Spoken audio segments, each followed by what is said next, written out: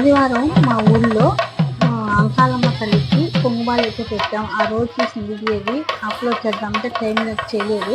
ఈ సోమవారం, మంగళవారం, బుధవారం 3 రోజులు ఎల్లమ్మ తల్లికి అలాగే మల్లారమ్మ తల్లికి కలిపి జాతర చేస్తారనమాట. ఆ జాతర ముందు రోజు ఇలా అంకాలమ్మ తల్లికి పొంగుబాలు అయితే పెట్టుకుంటాము. వాళ్ళకి మొక్కుబడి బట్టి కోళ్ళు కానీ పొట్టేలు కానీ చేసుకుంటారు. మంచిగా ఊరందరం ఇలా కలిసి మంగళవాద్యాలతో తీసుకెళ్తారు అనమాట. అందులో ఒక చోటకి వచ్చిన తర్వాత ఇలా గుడి దగ్గరికి తీసుకెళ్తారు. ఇక్కడ గుడి చేలో ఉంటారు అనమాట. మంచిగా యాపమండలతో మంచిగా అమ్మవారిని రెడీ చేస్తారు. అందులో ఆడవాళ్ళం అందరం ఒక చాట చేస్తే ఎంత చందడిగా ఉంటుందో మీరే వాళ్ళ మాటల్లో మీరే వినండి ఏం మాట్లాడుకుంటున్నారో. ఎలా వీడియో చాలా బాగుంటుంది, లాస్ట్ వరకు చూడండి, ఎవరు మిస్ అవ్వకండి.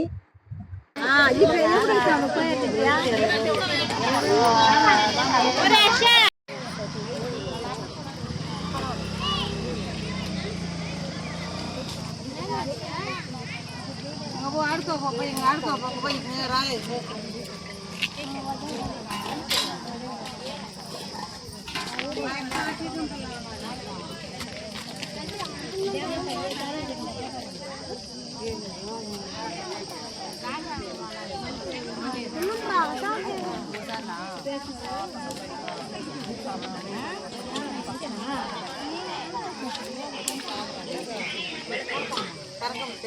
చెల్లు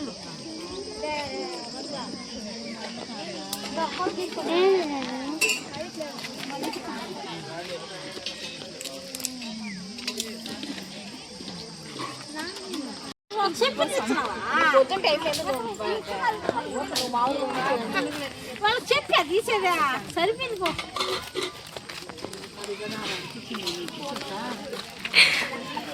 కాదు ఎడిటింగ్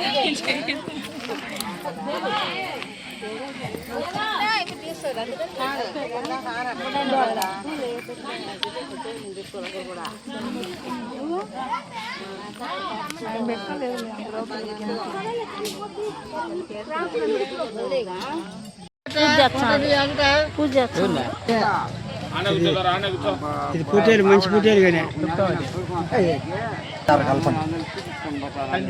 అది కూడా పోసి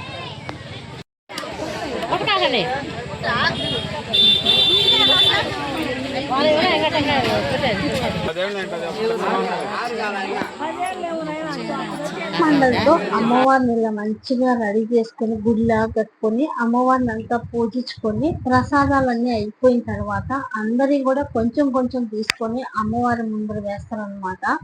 ఒక తెల్లటి బట్ట తీసుకొని పసుపు నెలకు చల్లేసి అక్కడ పసుపు కుంకుమ రాసి మనం చేసిన నైవేద్యం అంతా కూడా అక్కడ అమ్మవారి కాడ కొంచెం పెడతారు. తర్వాత అన్ని పూజంతా అయిపోయిన తర్వాత టెంకాయలు కొట్టుకున్న తర్వాత లాస్ట్ లో కోళ్ళు వేసుకుంటారు అనమాట. అందరం టెంకాయలు కొట్టుకోవడానికి అందరం ఇక్కడ గుడి దగ్గరికి వచ్చేసారు. జనాలు అయితే చాలా మందే వచ్చారనమాట. ఎందుకంటే ముందు సోమవారం జాతర కాబట్టి ఇంకా మనకు కావాల్సిన వాళ్ళందరినీ పిలుచుకొని ఉంటారు కాబట్టి అందరూ కూడా చాలా మంది వచ్చారు. పిల్లకాయలు అయితే చాలా తక్కువ ఉన్నారు అనమాట. ఎందుకంటే అందరూ కాలేజీలో ఉన్నారు. ఎవరు ప్రసాదాలు తీసుకొని తలారో తినేసి ఎక్కడోళ్ళు అక్కడ వెళ్ళిపోయారు అనమాట. నైట్ అయితే ఎల్లమ్మ కథ చెప్పారు మా ఊళ్ళో, చాలా బాగా చెప్పారు. కానీ స్టార్ట్ చేసిన రోజుసేపటికే ఫుల్ వర్షం.